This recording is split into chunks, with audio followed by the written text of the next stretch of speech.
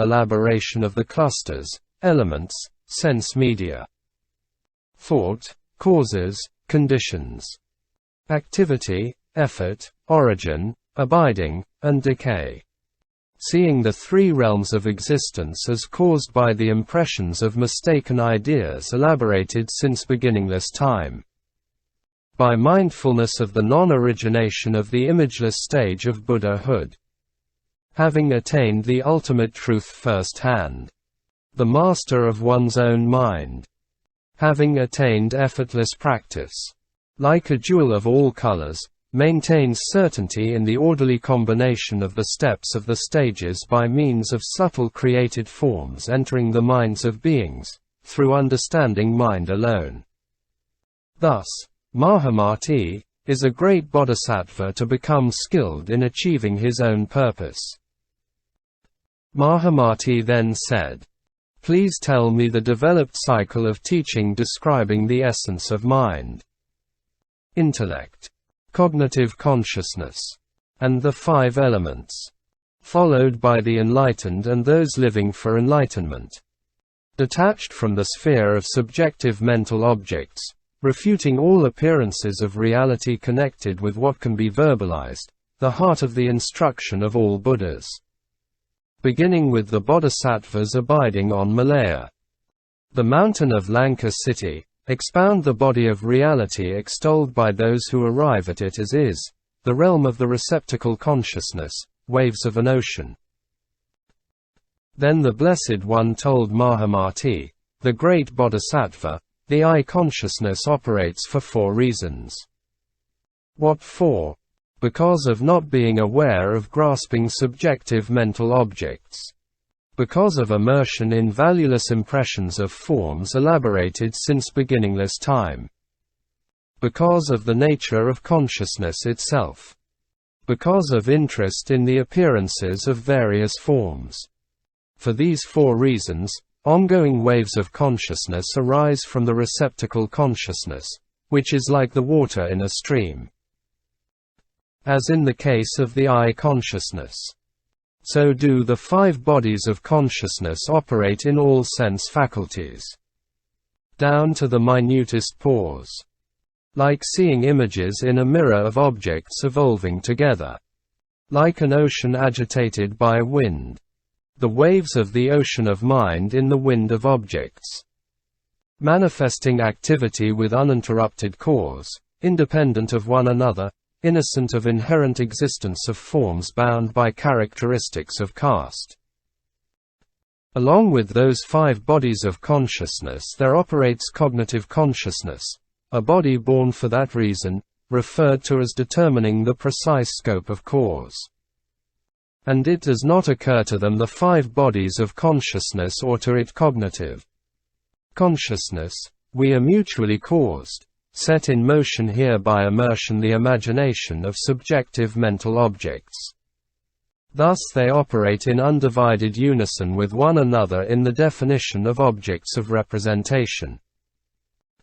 And while in operation thus, they operate in such a way that the operations of subtle impressions are not perceived even by accomplished yogis.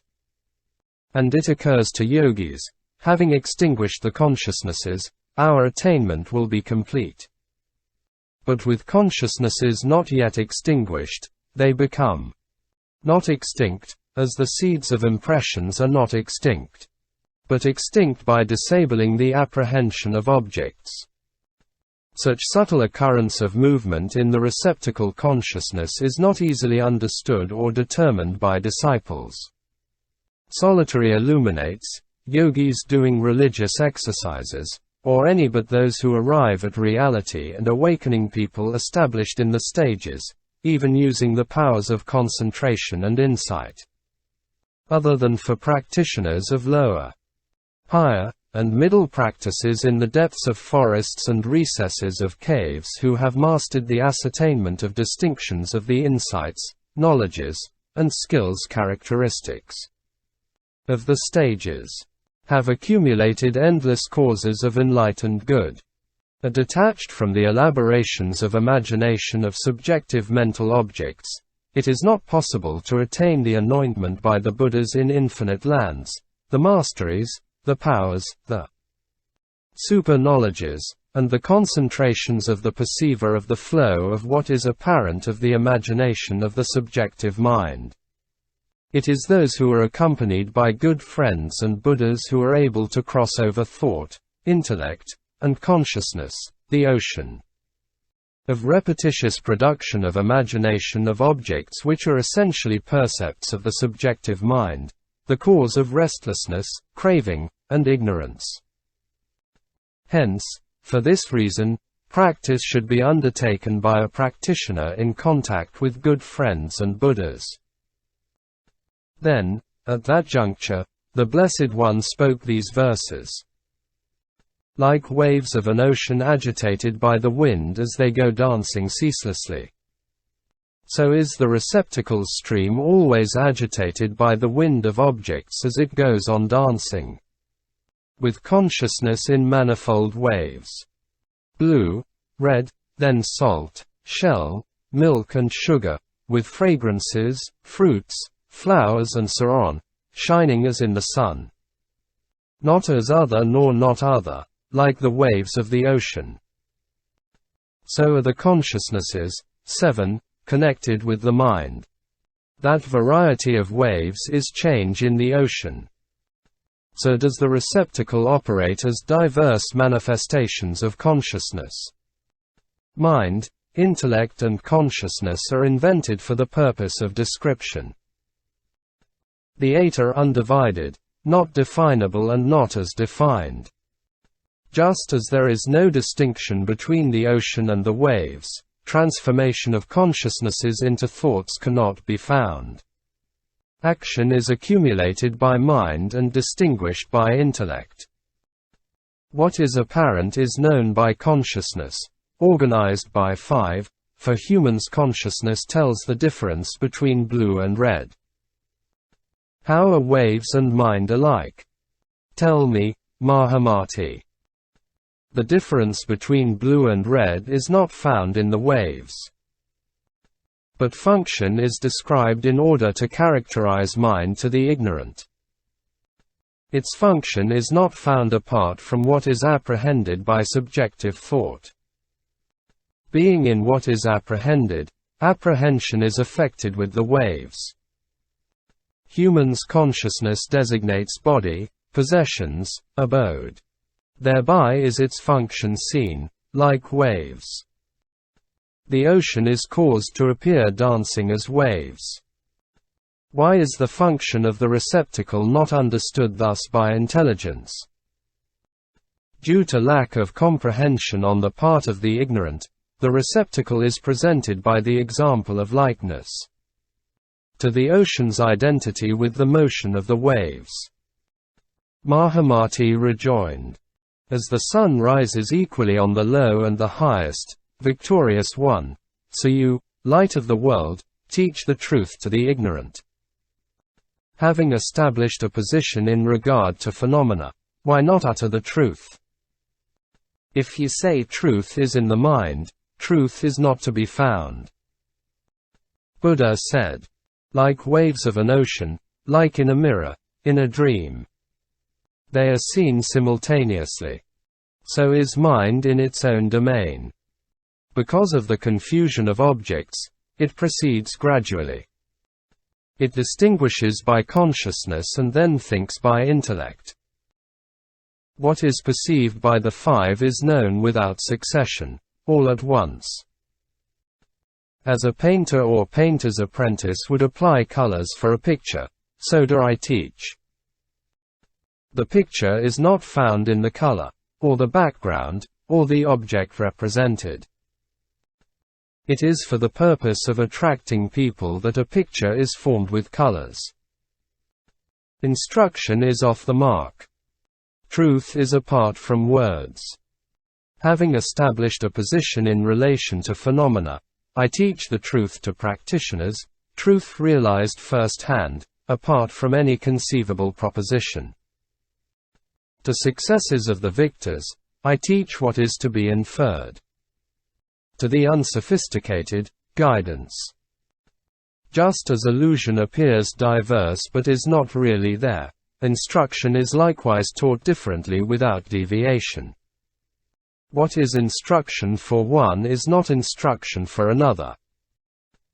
Just as one administers medicine for each particular illness, so do Buddhas tell people of mind alone. The domain attained first-hand that the leaders teach is not the realm of logicians, nor yet of listeners. Furthermore, Mahamati, a bodhisattva should avoid the interference of socialization and sloth in the desire to comprehend the scope of ideas of object and subject in what is perceived by the subjective mind.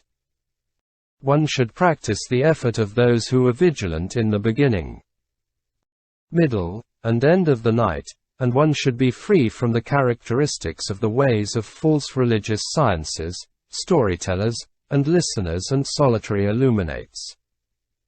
And a great bodhisattva should understand the characteristics of the construction of subjective mental objects.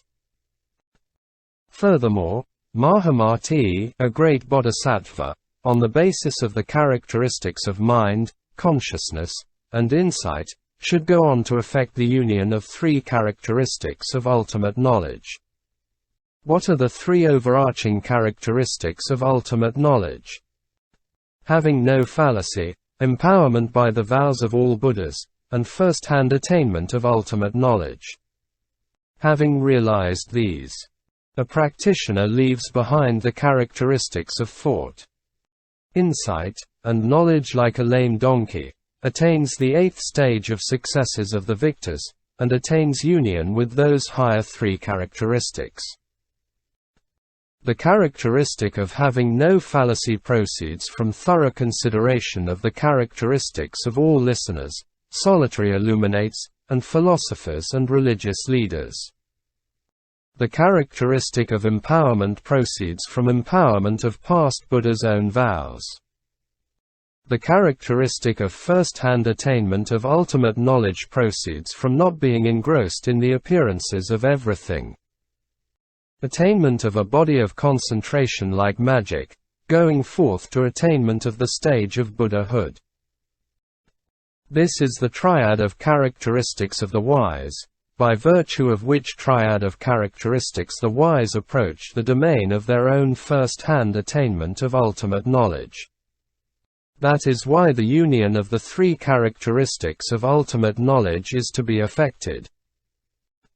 Then Mahamati, the great bodhisattva, perceiving the thoughts in the minds of that assembly of bodhisattvas, empowered by the support of all Buddhas, asked the Blessed One about the cycle of teaching called thorough consideration of the content of ultimate knowledge, containing 108 subject categories, based on which those who arrive at reality, the worthies, correctly and comprehensively enlightened, teach great bodhisattvas who have fallen into particularity and commonality the sort of mode of existence of totally imagined nature, by which distinction of the mode of existence of totally imagined nature, with accurately distinguishing knowledge, having specifically purified the application of selflessness of persons and phenomena. Those who have accomplished practical knowledge in the stages, having gone beyond the bliss of attainment, meditation, and concentration of all listeners, solitary illuminates, and religious leaders, will each attain the body of those who arrive at reality in the highest abode of the state of satisfaction. In all Buddha lands, the body of reality as is without resort for inherent existence of the five elements. Practical access to the inconceivable realm of those who arrive at reality as is, a state in which insight and knowledge are properly connected, and illusory objects have disappeared. The Blessed One said, "Here, Mahamati, some dogmatic views, engrossed in negation, think that the horns of a hare do not exist because of the non-existence of inherent nature, without grounds for the discriminating intellect. And as the horns of a hare are non-existent, so are all things." Then again, Mahamati. Others.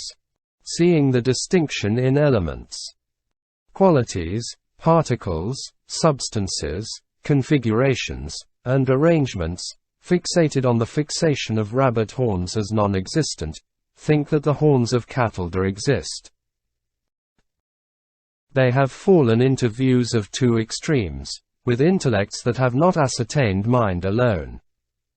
They thrive on imaginings in the realm of their own thought. Where there is only imagination of body, possessions, residence, and situation, Mahamati, one should not conceive of the horn of a hare, where negation and affirmation are irrelevant. So of all things, Mahamati, that to which negation and affirmation are irrelevant is not to be conceived. Those who refrain from negation and affirmation, furthermore, do not conceive of non-existent rabbit horn. Because of mutual reference to the possibility of its existence, it is not to be thought by them that rabbit horn does not exist. By thorough investigation of even the most minute particle, due to the ungraspability of substance, Mahamati, it is not to be thought that cattle horn exists that disappears in the realm of ultimate knowledge. Then Mahamati, the great bodhisattva, said this to the Blessed One: Surely, Blessed One,